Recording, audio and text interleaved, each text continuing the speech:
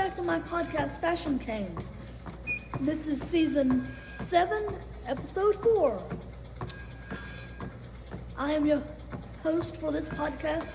My name is Alicia, and my co-host for this podcast episode is Abby. Hey, Abby. Hey there. Okay. Do you know what we are going to talk about today? In this podcast episode? No. Okay. If you are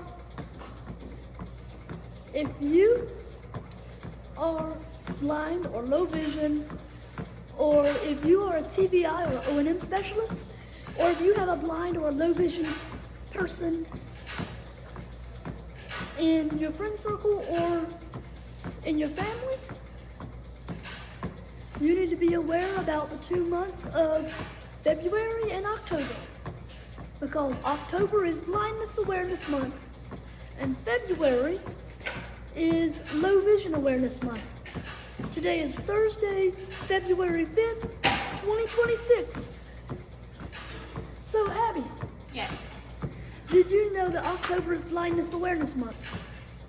No. Okay. I know it's Breast Cancer Awareness Month. Yeah, that's true too. It's also Blindness Awareness Month. That's awesome.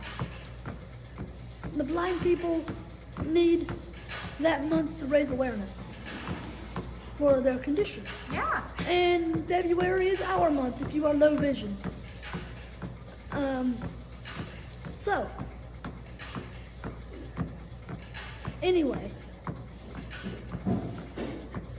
us people who are low vision here on YouTube, we need to be making YouTube videos on our YouTube channels, raising awareness about low vision. So Abby, do you know what eye conditions I have? Is it just called visual retinopathy? Retinopathy of prematurity. Retinopathy, Yeah, I have, thank you. I have retinopathy of prematurity.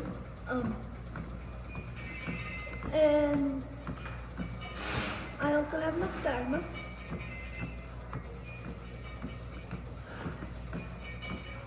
You cannot look at someone and tell if they can see or not, or how much they can or can't see, by how much their eyes shake. That's true.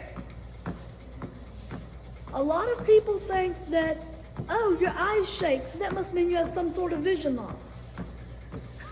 In a lot of cases, that's true, but you can't look at someone and determine it. In most cases. Now, there are conditions out there that do affect the appearance of the eyes. For example, microphthalmia, bilateral microphthalmia, is a condition where the eyes are extremely small and they are extremely underdeveloped. But if you know someone or if you meet someone with bilateral microphthalmia, they may be able to see something and they may not. You cannot tell what that person can or cannot see by how small their eyes are or what their eyes appear like. There's another condition known as bilateral anophthalmia, and that's when someone is born with no eyes. If someone is born with no eyes, then they have no vision. If someone has bilateral microphthalmia, sometimes they have a little bit of vision, and sometimes they have light perception, and sometimes they don't have light perception. Okay? It's the same way with retinopathy of prematurity. Sometimes they have no vision, sometimes they have light perception, sometimes they have a little bit of vision. Some people with retinopathy of prematurity are even able to read extra large print or with different types of magnification. I can't read, but a lot of people can. A lot of people who are low vision can read. Some people who have retinopathy of prematurity can read. A lot of people that have glaucoma can read. So just because somebody has glaucoma, that don't always mean that they won't be able to read anything at all, like me. I can't read, but Have a good day. there are people that can. There's actually quite a lot of people that can. Abby was saying have a good day to another person. Okay, so Abby, how much did you know about low vision or blindness before you met me?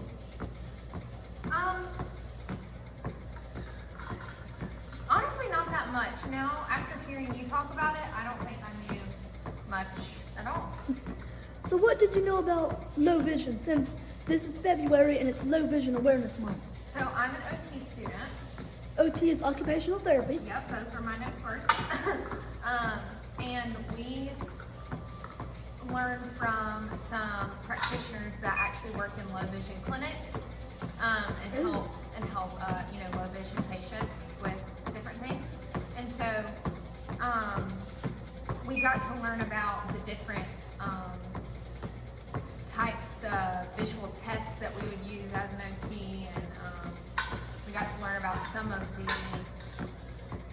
impairments that it can cause with ADLs, which are activities of daily living. And yeah, that's about as far as we had scratched the surface so far. So you didn't learn about what vision would be like. Somewhat, but not to the extent that you told me now. You know, low vision is going to look different for everyone. Right. For some people, it's like looking through a tunnel. For some people, it's the opposite of looking through a tunnel. For some people, it's like looking through,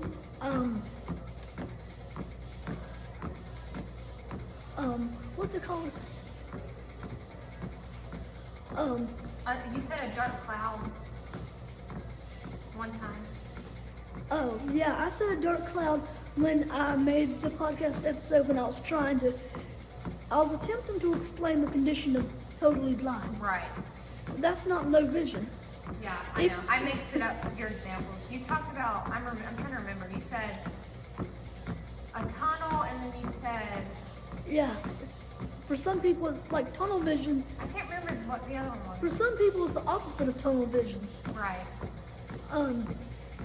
For some people can make out what they're looking at within a certain distance. And then beyond that, they still see things, but they don't know. It's like they can't tell what they're looking at. Oh, Ariel. Thank you. Ariel is the code word for me to wrap up the video or the podcast episode. This is a podcast episode. But in my case, I do see something. There's a lot of things I can see, but I'm just not able to make it out. Did you study conditions like that?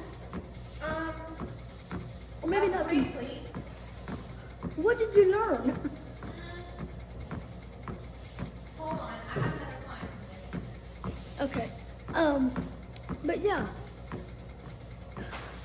Just because somebody has retinopathy of prematurity or glaucoma, that don't necessarily mean that if they have some vision, that they won't be able to make out what they're looking at. That's just my experience with glaucoma and retinopathy of prematurity.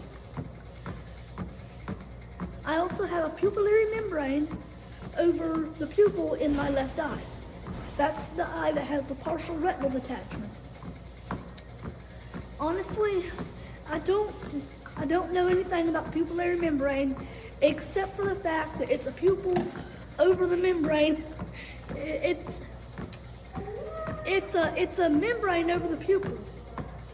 That's truly all I know about it.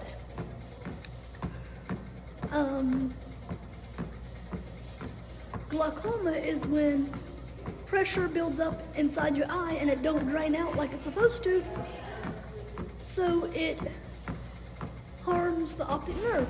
Hey, my friend. Hey, Miss Judy. That's another lady coming into the gym to work out. So anyway,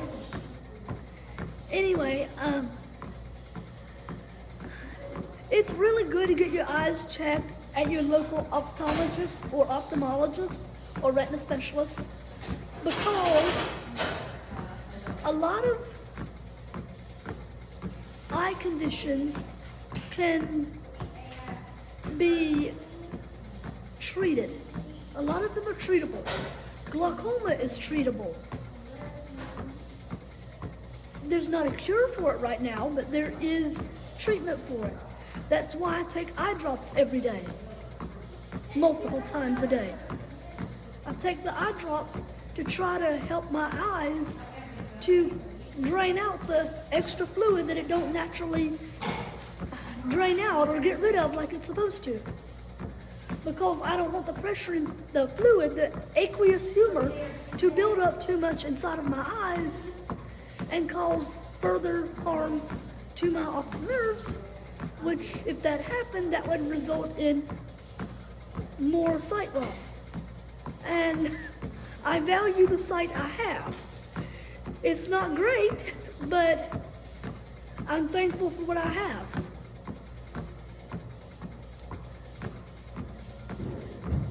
The scary thing about glaucoma is it can go undetected for a long time. And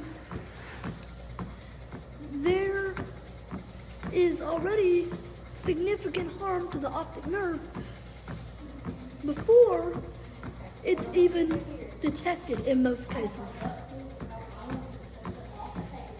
That's why getting your eyes checked is extremely important. And it's important to do what you can to try to save the vision you have if you have low vision. Or if you're sighted, it's even important. Because if you are sighted, you probably don't want to be low vision. If you are low vision, you probably don't want to be blind. So that's why I do what I can to take care of the sight I do have.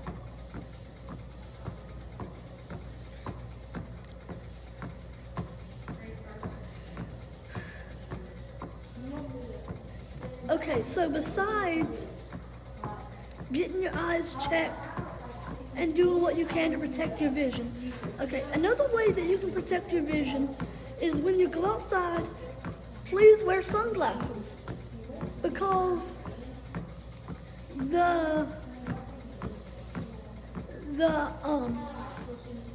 Abby, what's it called? What's it called? The stuff that comes from the sun that's not good for you? Ultraviolet rays? Yes, the ultraviolet rays can harm your eyes over time. It's not good for your eyes to be exposed to them. So when you wear sunglasses outside, it helps to protect them, even if you are outside for only a short amount of time. Protecting your eyes in sunglasses while being outside can help protect against eye diseases like glaucoma and macular degeneration.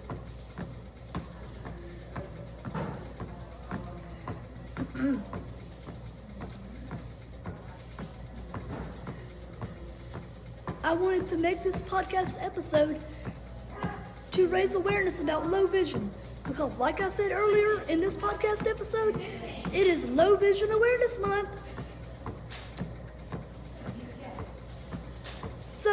So Abby, so you said that you were occupational therapist student. I am. Yes, so did you learn about like how some people can see but they can't tell what they're looking at? Or Yes. what causes that? Is it a certain eye disease, or is it, or It depends. There's a lot of. or is it just that low vision looks different for everyone regardless of what eye disease you have? There are tendencies for certain diseases. It's a little broad for me to probably explain at the end of your video because you're like 4 minutes over. But we could probably do a whole podcast on that at some point if you want. Yeah, well, we should do a whole podcast on that. Maybe we could. Yeah, yeah, we can schedule that for next week. Do you think you can explain it next week? Do you think you could try to explain that next week? Ma'am? Do you think you could try to explain it next week? Maybe. I'll try. I have to look it up. I didn't learn it that in depth. Not yet. So you didn't learn it in depth, but Not yet. Not yet. yeah, we'll have to make a podcast episode all about that. But yeah, please, like this podcast episode and share this podcast episode. Woo! Please hit the notification bell if you have not done so. I know I usually say this on my YouTube channel, but raising awareness about low vision is extremely important. Please subscribe to my channel and please watch my podcast. Thank you for watching this podcast episode.